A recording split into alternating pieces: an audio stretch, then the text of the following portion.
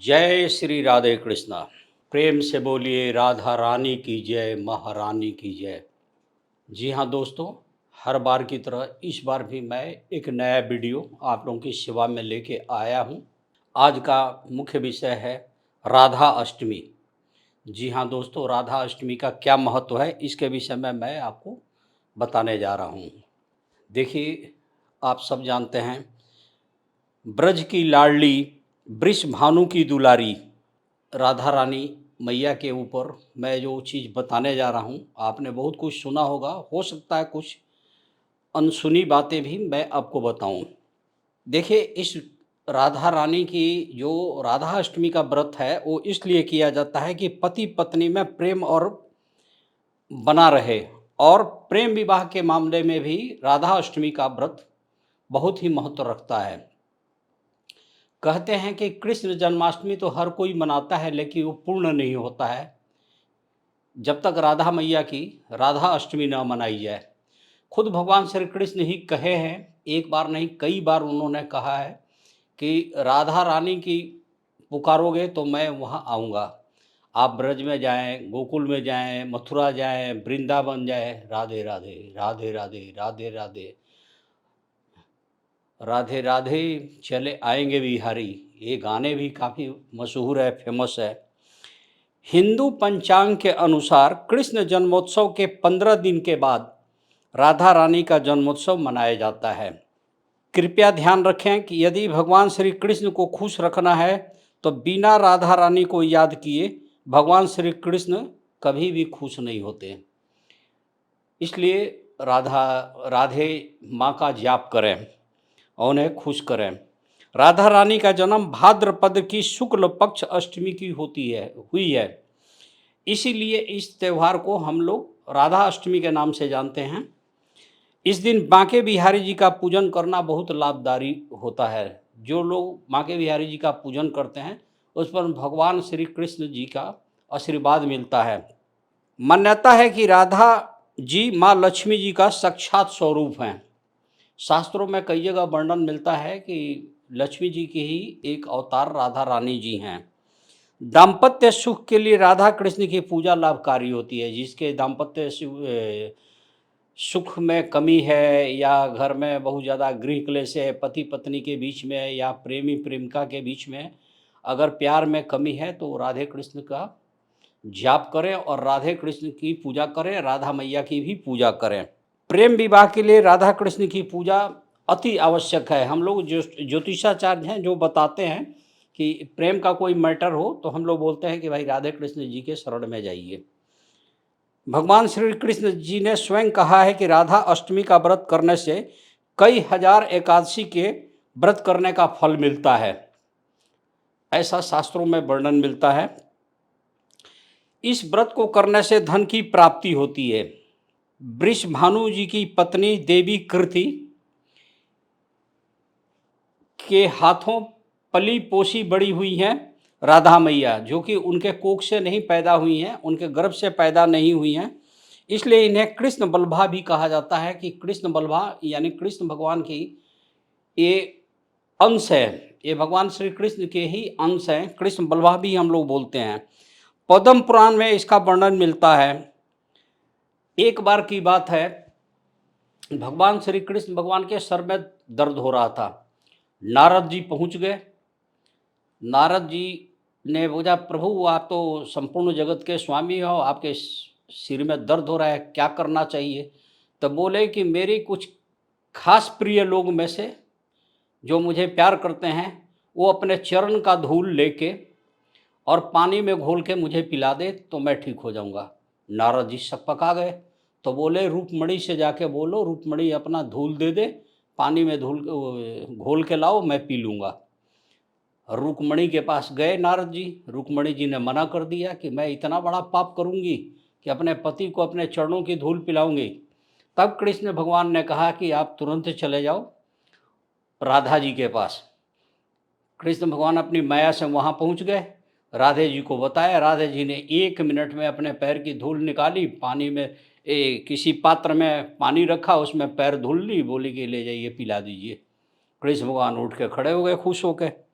तो इस तरह से राधा रानी दो नहीं है, एक ही हैं, और उसमें उन्होंने 1 मिनट भी विलंब नहीं किया।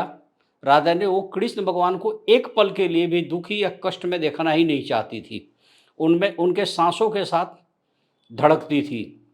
शास्त्र में कहीं-कहीं वर्णन ये भी मिलता है कि राधा रानी जी की विवाह ब्रह्मा जी ने खुद आके कराई थी, ऐसा भी वर्णन मिलता है। वैसे शास्त्रों में कई जगह तो ऐसा है कि रुक्मिणी जी उनकी पत्नी है, सत्यभामा जी का, जामवंती जी का ये आता है। राधा रानी जी का 11.5 साल की उम्र में दोनों अलग हो गए, उसके बाद दोनों में कभी मिलन नहीं हुआ। एक बार कुरुक्षेत्र में गंगा स्नान के टाइम में या किसी मौके पर एक नज़र दोनों एक दूसरे को देखे, उसके बाद मिलन नहीं हुआ। वो भी उन्होंने देखा था 100 साल के बाद ही, 100 साल के बाद देखा था। राधा अष्टमी की व्रत जो है एक पूजा, इसकी पूजा जो है रात्रि के 12 बजे किया जाता है। रात के 12 बजे कृष्ण जन्माष्टमी मनाया जाता है, यानी भगवान श्री कृष्ण भगवान का जन्म रात के 12 बजे है, और राधा मैया का जो जन्म है दिन के ठीक 12 बजे है, 15 दिन के बाद। राधा मैया के लिए पवित्र भोग जो बनाई जाती है अरबी, जिसकी हम लोग सब्जी बनाते हैं, अरबी, अरबी उन्हें बहुत प्रिय है, तो अरबी का ही उस दिन भोग बनाई जाती है, और हर आदमी अरबी एक दूसरे को देते भी हैं और चढ़ाते भी हैं।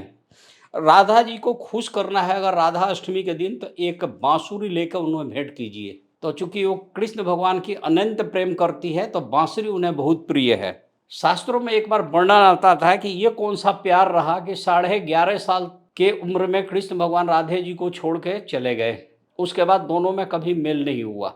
एक जगह वर्णन आता है कि जब भगवान कृष्ण जी रामावतार में थे, विष्णु के अवतार हैं, तो जब रामावतार में थे, तो रामावतार के समय में एक घटना घटी कि उन्होंने घोड़ा के छोड़ने के लिए एक यज्ञ करना था कि पृथ्वी पर उनसे बड़ा चक्रवर्ती प्रतापी कोई और राजा नहीं है।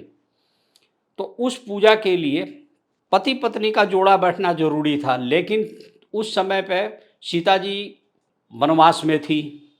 अब एक बहुत बड़ी दिक्कत आ गई कि वो यज्ञ हो नहीं सकता था बिना पति पत्नी के बैठे श्री राम के लिए।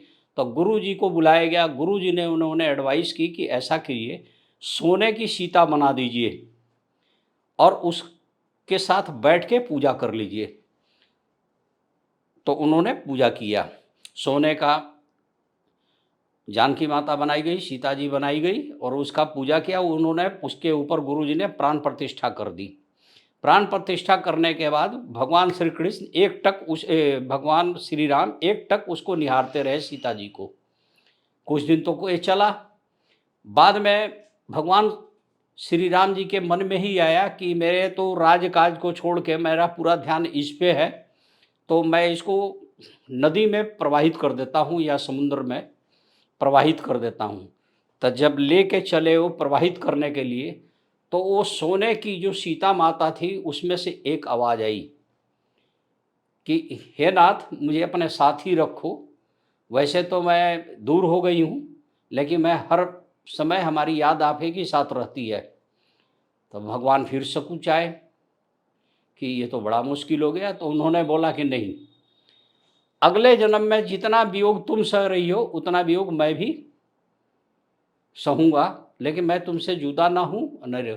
तो इस जन्म में जब कृष्ण भगवान बन के आए, तो वही 11.5 साल की ही मिलन रही भगवान श्री कृष्ण के साथ, और 100 वर्ष तक दोनों अलग ही रहे।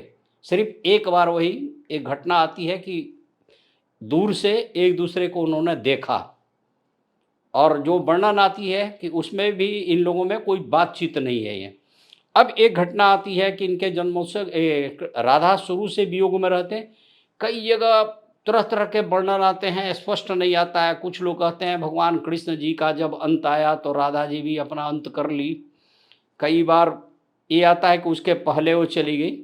जब भी रहा, जो भी सच हो, उसका स्पष्ट वर्णन अलग अलग शास्त्रों में अलग अलग तरीके से वर्णित है।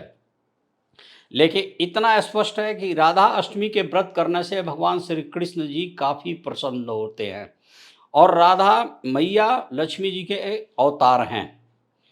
लक्ष्मी की प्राप्ति चाहिए तो राधा अष्टमी का व्रत करना चाहिए, और जब भी कृष्ण भगवान का नाम लिया जाए, इसमें भी एक कहानी है। एक बार रूपमणि जी ने बोला कि आप तो हमारे पत्नी हमारे को बना रखे हैं और आपका दिल प्यार जो है राधा जी से है। कोई बात ऐसी हुई कि दोनों में, कृष्ण भगवान और रुक्मिणी जी में आपस में थोड़ी-सी हुई।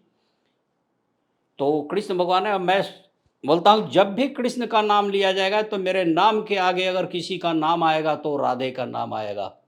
और यही कारण है कि जब भी हम लोग नाम लेते हैं राधे कृष्ण, राधे कृष्ण का उच्चारण करते हैं और भगवान कृष्ण प्रसन्न होते हैं। तो इसलिए दोस्तों, आप सभी प्रेम से बोलिए राधे कृष्ण। जय श्री कृष्णा, राधे कृष्णा, राधे कृष्णा, राधे कृष्णा।